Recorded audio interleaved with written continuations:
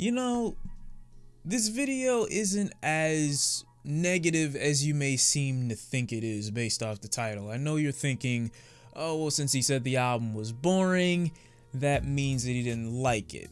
And that's not necessarily what I'm saying, even though it is kind of what I'm saying. We all know who Russ is, and if you don't, go do some research. Russ has been making music for a long time, so he is a seasoned individual, and this isn't anything new to him, but by listening to his music, you'd think that he'd have some kind of specific sound that, you know, is native to him. Him mixing, mastering, engineering, producing, everything by himself, and reminding people of that through whatever means possible is something that we all know Russ for at this point. If you listen to There's Really a Wolf last year, the premise of that album was to basically say that there's always a boy who cried wolf, but what about the one that was actually telling the truth?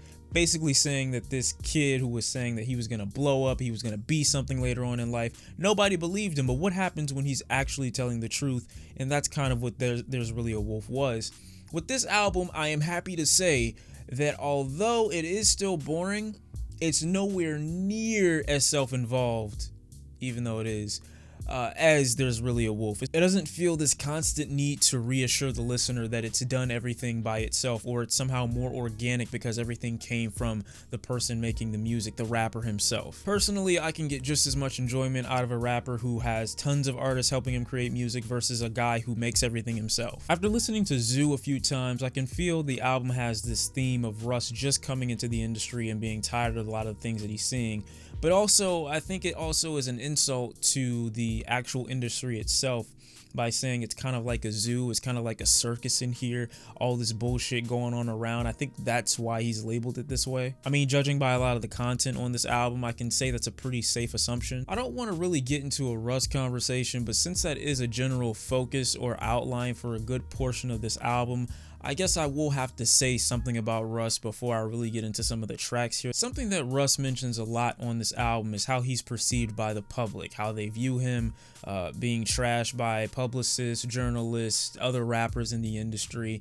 It's almost as if he's got a bit of a chip on his shoulder. And while I don't want an album full of Russ trying to act as if he's unbothered by the things that he's rapping about, proving that he's very bothered by the things that he's rapping about over half of his album, I will say that the Russ hate is just getting corny and cringy at this point. And it would be really unreasonable for it not to come up in a guy's album when majority of the time people trash him just for existing. I think the moral or the personality police really like to come at Russ for being a little too cocky, saying things in a very arrogant way and in a demeanor as if he's kind of like the one ahead of this rap shit when he really may not be. And while I do agree with a lot of people that Russ could be making better music to justify some of the things that he's saying, I don't really think he deserves as much hate as he really gets. It just goes to show you that people's morality is based solely on who they like or prefer more. You have a guy like 6ix9ine who can say and do whatever and no one seems to have an issue with it because they're entertained by what he's doing.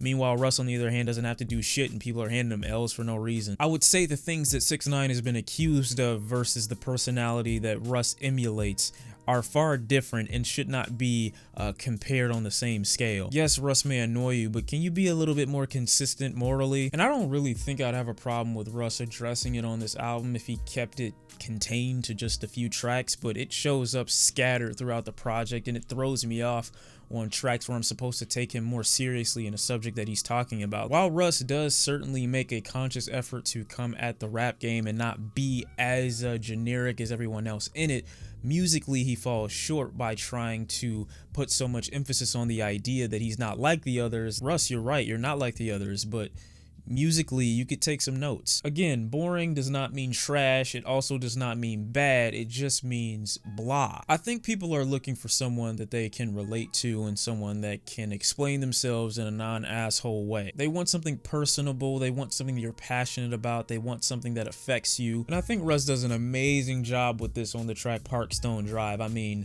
not only does it sample one of my favorite Sting songs of all time, Shape of My Heart, which I think adds so much somber material, so much somber atmosphere to the track already. Russ is rapping about something that's extremely personal. It's very real, it's very organic. You can tell this affects him.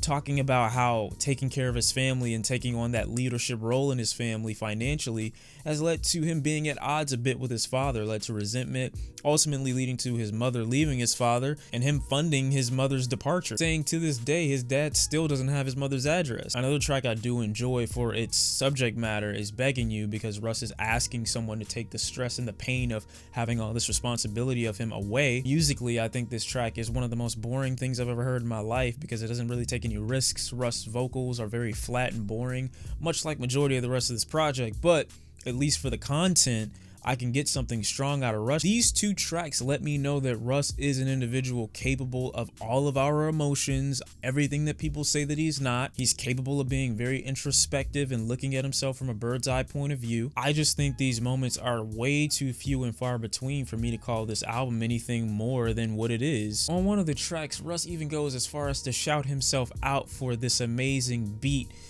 that was created by him. The romantic tracks on this album really don't do it for me, in the sense that musically there's nothing happening for them. Lyrically, it's so bare and dry. Russ's delivery is so dry. Russ tries to make this passionate track out of just being famous. I mean, From a Distance is literally a track where Russ tries to get this female that he's interested in to sympathize with the idea that he's famous and he's probably not going to be able to be there with her. Keep It Pushin' is almost a track that acts as a continuation from a Distance. And he talks about not wanting to waste this girl's time because he's not down with being tied down. She understands that. But musically, this track is a fucking lullaby. You want some NyQuil extra strength, you won't need it. Just play this song. Wait up, I ain't about to say I'ma just be honest, I won't see you later. I do like the idea of Russ coming into the industry, being exposed to all these things that are happening, headlines being posted about him, rappers having a negative perception of him, people having a negative perception of him, and him trying to adjust to that. I think he spends a lot more time focusing on those things than he tries to give credit to. I think he tries to make it seem like these things don't bother him as much as they seem to. They show up in far too many spots on this album for me to really believe him. I mean, hell, we get a final track dedicated to journalists and people who dislike Russ. There's another track, KiII Them All, that has this very similar vibe to that. I mean, do we really need multiple tracks covering the exact same thing? Premeditated murder. I'm plotting with my Nigerians. What the fuck? And yes, while everything is probably done by Russ, the hooks. God damn it, the hooks. These hooks are some of the most boring, dry, uneventful, anticlimactic hooks I've heard out of any album this year. And guess who's doing them all? Russ. Even the tracks where he has Rick Ross and Snoop Dogg for features, he still decides, I'm the one to do the hooks. There are some tracks here with better production than others, like the intro, the Flute Song, which is very reminiscent of that Drake song off More Life. I think it's called Portland or something.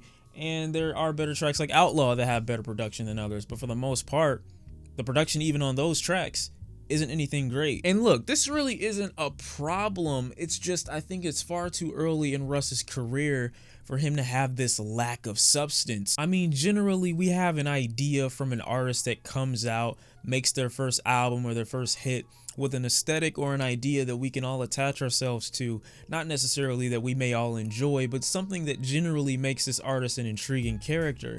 Russ here just doesn't have that. Very rarely will you get an artist that comes into the game and starts making music centered only around themselves that for the most part doesn't have this crazy aesthetic or this unorthodox material or way of making music that we can all enjoy or say, hey, that's unique, or one that isn't trying to also make music a part of a wave. Russ here, in my opinion, for the second time has made an album that doesn't make any statements, instead just tries to debunk theories about him. In the few tracks here that we do get introspective Russ, which is something that I don't really see a problem with, he decides to end his album with a bunch of lines at a bunch of nameless people he claims he doesn't care about, and also claims that they need him to reach superstar success. What mainstream artist is threatened enough by Russ that they would need to diss him and then they proceed to get bigger from the diss. I could say I enjoyed this album more than There's Really a Wolf, but only in the thought that it doesn't constantly feel this urge to